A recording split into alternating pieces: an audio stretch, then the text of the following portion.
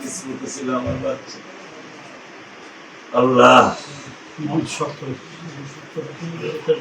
ভাষা নাই, আপনাকে সান্ত্বনা দেওয়ার ভাষা নাই। আল্লাহ আল্লাহ আপনার এই জীবনে আর এত বড় বিপদ, এত বড় ক্ষতির কি সম্ভব?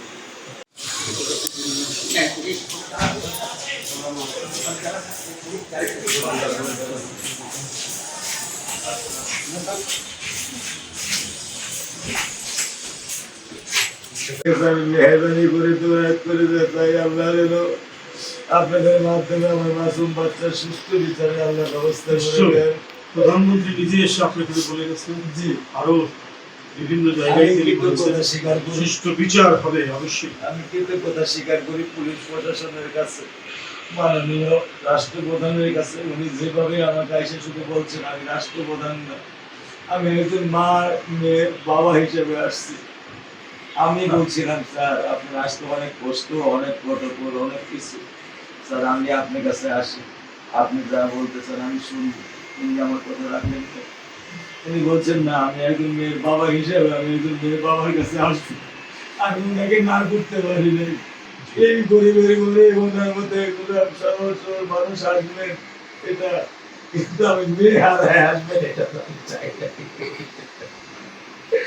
আমার মেয়ে হারায় উনি আমার কাছে আসবেন, আমি তো এটা চাই নাই। আমি গরিবে হারাতেছি, কিন্তু আমার বুকে আমার পরিবার, আমার মালিক, আমার বাবা। ওরে স্যার আমি একটা মিনিট থাকতে পারতাম না।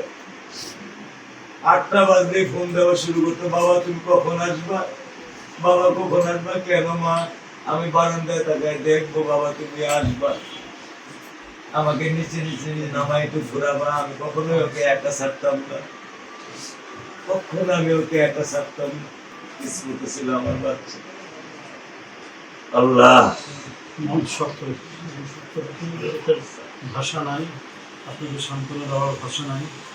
আল্লাহ আল্লাহ আপনার এই জীবনে আর এত বড় বিপদ, এত বড় ক্ষতির কি সম্ভব? আমার মেয়ে কয়জন মাশাআল্লাহ, ছেলে মেয়ে পাবেন? আমার দুইটা রামেশ রাইসা রাইসা অবশ্য সালাম মোবাইল করছেন তো? দাও। মিরপুর আইডিয়া ক্লাস 9 এ পড়ে।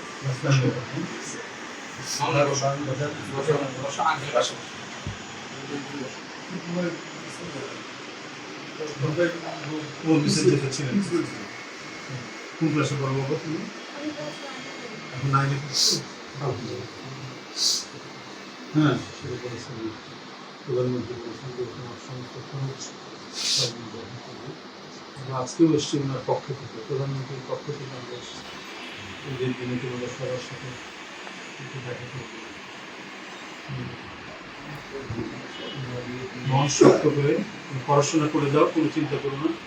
পড়াশোনার সব দায়িত্ব প্রধানমন্ত্রী দিয়েছেন, কোনো চিন্তা করো না।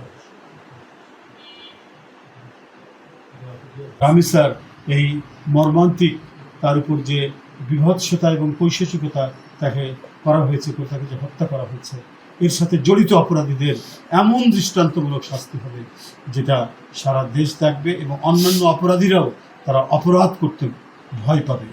যদি কারোর মধ্যে অপরাধ প্রবণতা থাকে কারো মনে, সেই অপরাধ প্রবণতা আসবে না, সেই ন্যায় বিচার নিশ্চিত হবে ইনশাআল্লাহ।